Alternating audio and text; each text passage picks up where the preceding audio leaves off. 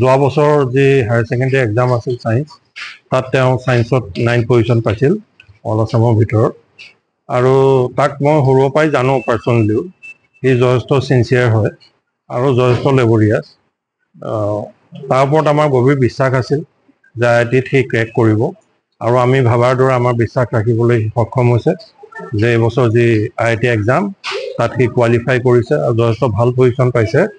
আৰু এইটো বিশ্বাস আছিল, হ'লেও ভয়ো লাগে অলপ, কাৰণ যথেষ্ট টাফ এক্সাম। অল ইণ্ডিয়াত এইটোৱে হয়তো আটাইতকৈ টাফ এক্সাম, কোৱালিফাইং এক্সাম। ইয়াৰ ওপৰত আৰু টান এক্সাম নাই।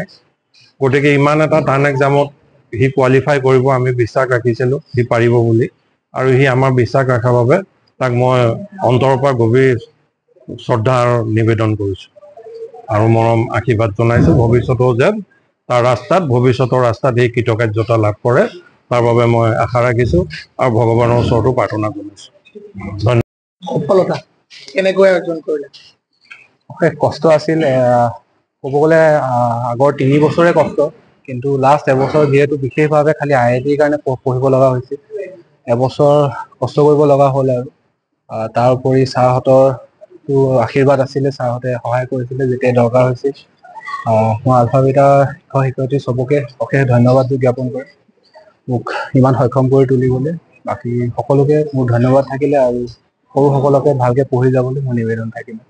পিতৃ মাতৃ মা দেউতাহঁতেতো অশেষ সুখ পাইছে, আৰু যে ক'ব গ'লে পৃথিৱীৰ 2য় নম্বৰ কঠিন পৰীক্ষা আৰু ভাৰতৰ খুব সম্ভৱ প্ৰথম চবতকে কঠিন পৰীক্ষাৰ ভিতৰত পৰে IIT JEE। সেনেকুৱা এটা পৰীক্ষা ক্ৰেক কৰাৰ কাৰণে মাহঁতে অশেষ সুখ পাইছে আৰু মানে ভাল পাইছে যে চিট এটা পাবলৈ সক্ষম হ'ল। নতুন প্ৰজন্মৰ যিসকল ছাত্ৰ ছাত্ৰী তোমাৰ এই পঢ়ি অহা মানে বিদ্যালয়ত, তেওঁলোকৰ কাৰণে কি ক'বা? পঢ়ি গ'লে হ'ল, ইমান ভয় খোৱাৰ কোনো কথা নাই। ছাৰহঁত আছে, যেতিয়া দৰকাৰ হয় সুধি কৰি পেলাই নিজে পঢ়ি গ'লেই হ'ল। আৰু বাকী পৰীক্ষা বুলি কোনো ভয় লগা বা হেৰি কৰা কোনো চিন্তা নাই। চিনচিয়াৰ থাকিলেই হ'ল। জাষ্ট 2 বছৰ বা 3 বছৰৰ কথা, তাৰপিছত চব নিজৰ লাইনত আহি যায়। খালি 2 বছৰ বা 3 বছৰ ধৈৰ্য ধৰিলে হ'ল। এটা সময় সফলতা কি ক'ব? আমিতো খুবেই ভাল পাইছোঁ।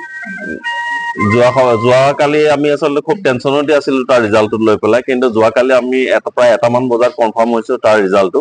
গতিকে আমি যোৱাকালিৰ পৰা অত্যন্ত ফূৰ্তিত আছোঁ। প্ৰথম ফূৰ্তিটো এইটো কাৰণে হৈছে যে ভাৰতবৰ্ষৰ ভিতৰত কঠিনতম পৰীক্ষাৰ ভিতৰত এটা পৰীক্ষাত আমাৰ কলেজৰ পৰা এজন ছাত্ৰই এটা চিট লাভ কৰিবলৈ সক্ষম হোৱাটো তাৰ কাৰণে আমাৰ কাৰণে সদায় গৌৰৱৰ বিষয়। আগতেও আমাৰ 2জন IIT পাইছে, এই নম্বৰ আমাৰ 3rd নম্বৰ হৈছে। গতিকে আমি খুব সুখী এইবাৰ, আৰু হিমানিছক আমি থেংক ইউ দিছোঁ। এইটো কাৰণে দিছোঁ কাৰণ যোৱা বছৰো এটা আমাৰ কলেজলৈ গৌৰৱ কঢ়িয়াই আনিছে বিজ্ঞান শাখাত, আৰু এই বছৰো এটা যি গৌৰৱৰ কাৰণে আমাক হাঁহি ফূৰ্তি কৰিবলৈ তেওঁ আমাক সুবিধা কৰিলে, তাৰ কাৰণে তেখেতলৈ অশেষ ধন্যবাদ। আৰু তেওঁৰ ভৱিষ্যত জীৱনলৈ মই অশেষ কামনা কৰিছোঁ, যাতে তেওঁৰ ভৱিষ্যত জীৱনত আৰু খুব ভালকৈ আগবাঢ়ে পঢ়াত।